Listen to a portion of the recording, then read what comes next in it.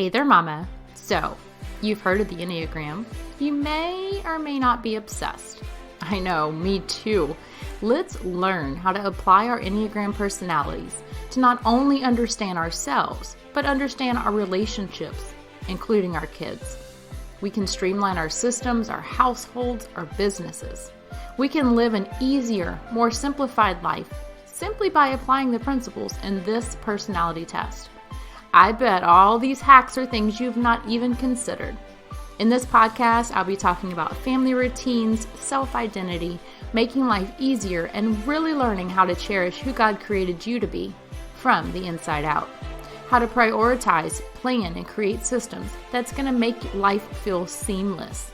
I'm Becky Williams, and this is Mama Meets Enneagram Podcast. Welcome back, everyone. Happy day to you. I'm so excited that you are here and to bring you another episode. Tonight, we are going to be featuring type 9s. I have a lot of type 9s in my life that are just incredible people. And so hopefully this episode is something that will enrich their lives, will help them. I understand that trying to stick to an eating plan, trying to stick to some type of routine can often be difficult for anyone. And that's why I had decided to do this series and just in a way to help everybody to understand how is it that you're wired. It's not that something's wrong with you. It's not that other people have more motivation or other people have more momentum than you or more stamina. It's just about how God has created you and how He's knit you and molded you into who you are. And you're going to relate to the world in a different way. That's just human nature. That's just how we are. And so I'm going to start off by just explaining what a type 9 type person would be. So this is how you would recognize a type 9. Type 9s are relaxed, they're likable, and very easygoing. They feel unthreatening and enjoy an environment that's peaceful and harmonious. If they had a song, it would be, "I'll Be There For You." And boy, is that true for the type 9s in my life. To keep the peace, type 9s are often going to quiet their own needs and their ideas, and they're going to blend into those people that are around them. So they're not really wanting to rock the boat. 9s are typically homebodies, and it's quite often that you're going to be drawn to a 9 because they are so welcoming. 9s are often called sloths, but it actually isn't meaning sloth in the physical sense, although it could be. It's more so about how they show up for themselves. So they often are going to fade into the background, and this causes them quite often to be victims of emotional abuse, of tension, and of neglect. Sometimes they can also be emotional dumping grounds for those around them. And so the 9 is basically going to go to sleep in a relationship so that they don't have to feel those things or so that they don't get out of it. So sloth in this example would be more about going to sleep on their emotions than it is about being lazy. But that's not quite what we're talking about here. Can you see how this is going to carry over into eating for 9s? They're going to feel that need to suppress their anger, their negative emotions, their anxiety. They don't want to disrupt harmony in their life. They often use food, alcohol, or drugs to numb out anything that's going to threaten peace in their life. Unable to act or express how they feel, food really it becomes a way for them to stuff down those uncomfortable emotions. Often type 9s will eat to suppress anger rather than sadness like a type 2. So that's how it's going to be different. A lot of the type 9s are going to deal with anger and that suppressed anger more than eating out of being sad. And we'll discuss type 2 in another episode, but just so that you know the difference. Although it's a similarity there in how they deal with it, the origin of the issue is different. Hunger can't really be satisfied because it's not actually about the food, which we know that happens all the time.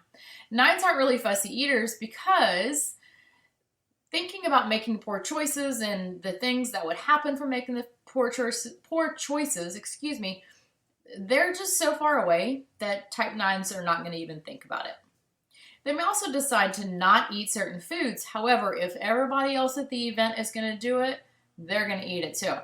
They don't enjoy making a big fuss about food, and so they would rather eat at home and just make it themselves, make it easy. Or they would rather go through a drive-through or a takeout. Anything that's going to make something easier is where a type 9 wants to stay.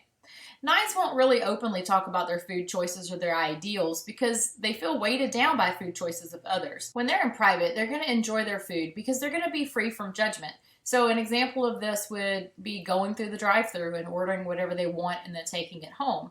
This is a nice place for a 9 because there's nobody there to judge them for their choices. And this is really important because I think all of the other numbers on the Enneagram really don't understand the amount of pressing that a type 9 is going to do just in order to keep the peace. So often doing cooking and shopping for a family is extremely exhausting for a type 9. They're trying to weigh out the prices versus the preferences of the family, and that's really difficult because somebody's going to be disappointed either way. They often choose food plans based on a general consensus of the family because creating something entirely different for themselves is just too much effort. So let's say if it's a lady and her husband is wanting to do low carb, well, then the whole family's going to do low carb because she doesn't want to create several different meals for everybody. So even if that's something that she's not feeling like she wants to follow, she's going to do it simply to keep the peace. What you might not know about your type 9 loved one is that they are fiercely independent. They don't need or want clingy partners or loved ones. When they do have this in their life, they're constantly suppressing that anger, which really causes turmoil on the inside. Quite often, a marriage where one of the partners is a 9 will result in a seemingly fight-free marriage. This is because the 9 suppresses their needs and their anger so much to keep the peace. Obviously, this is not healthy. It's just something that typically happens. But just because a type 9 doesn't appear to have many needs does not mean that they actually don't have needs or that their needs go away. When they find their needs are consistently not met, they actually retreat into their own world of happy, and unfortunately, sometimes that means food. So, what is the ideal plan for a type 9 if they aren't sure what they want or their need? Don't worry, I have a few ideas for you. 9s enjoy comfort rather than complicated. Presenting to a 9 that they now need to change all of their eating and their exercise routines, you're really going to find somebody who's not enthusiastic at all about this new idea. Because 9s often eat while they're zoned out, they don't typically honor their hunger and their fullness. This is something that I see all the time with the clients that I've worked with. Today's freebie is actually a printable diagram of a hunger and fullness scale, the same one that I use with my clients. So if you are a type 9, or even if you're not a type 9, this is still useful. Print it out, stick it somewhere in your kitchen where you're going to see it every single day. 9s, like I mentioned before, don't like complicated. So measuring food, pre-portioning things, fancy ingredients, that's all going to fizzle out pretty quickly with a 9. Also, eating something completely different from the family isn't going to work either, like I talked about earlier. For a lot of type 9s, sweets are their indulgence because they want life to be sweeter. Keeping candy jars and things open in the office is a huge stumbling block for a type 9. The good news is that if a type 9 can find a healthy and easy eating plan for themselves, then they really can stick to it. Meal plans that are laid out with a shopping list and what to eat, this is really best for a type 9. They just want someone to tell them what to do, what to eat, so they don't have to think about it. Also, meal delivery services, things like Blue Apron, Factor 75, those are just a few that I've tried. And those are great for type 9s because they take all the guesswork out of eating. 9s can be notorious for procrastinating on starting a new healthy eating plan, so being a cheerleader for them is super important to keep them on track and motivated. Community is very important in this situation. Using measurements like inches or how clothes are fitting versus weighing on a scale it's typically better for a type 9. Setting up an easy meal plan, workout routine, and measurement plan, and a focused 9 will be on their way. Emotionally healthy 9s are imaginative, they're humble, they are relaxed, and they live in the moment. This means they don't snack mindlessly, and they honor their hunger and fullness cues. They no longer procrastinate on their fitness routines and are more receptive to help with eating healthy. They're also able to voice their feelings instead of stuffing them down, which eliminates their need to binge eat. But as a type 9 becomes less healthy, they start to lose their love for life. At this point, they'll keep their routines going, but introducing anything new, probably not going to happen. At this stage, people-pleasing is commonplace, and they often lack authenticity. They start to fade into the background of those around them to keep things as normal as possible. Unfortunately, this means they start to stuff their emotions down again. Health and exercise take a back burner, and they have endless excuses about why. They might appear to be going with a plan, but in reality, they are not following it when they're alone. As 9s become more overweight, they get deeper into a place of not caring. Even if people urge them to change their ways, they just have zero energy to make any of those changes. Although they do want to be thinner or healthier, they veg out and are sedentary. They figure, what's the use?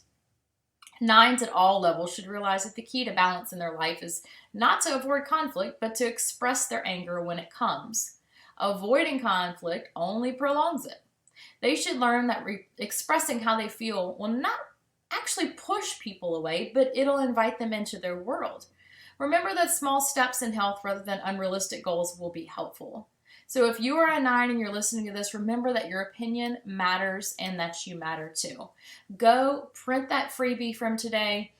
It is going to be available on my website. If it is not here in the show notes, my website is www.fullonpurpose.com, and it will be there for this episode. Thank you so much for listening. Next week, we're going to cover more numbers and more information about the Enneagram and eating. I hope this was a blessing to you. Stay safe and God bless. This was an episode of the Mama Meets Enneagram podcast. Did you know that you don't have to be on social media to keep up with what's happening? I promise to keep you in the loop through my weekly emails of any upcoming podcast episodes, helpful downloads, and the latest tips to keep your life running smoothly. Check the show notes for the most recent freebie. Until next time, keep thriving in your motherhood.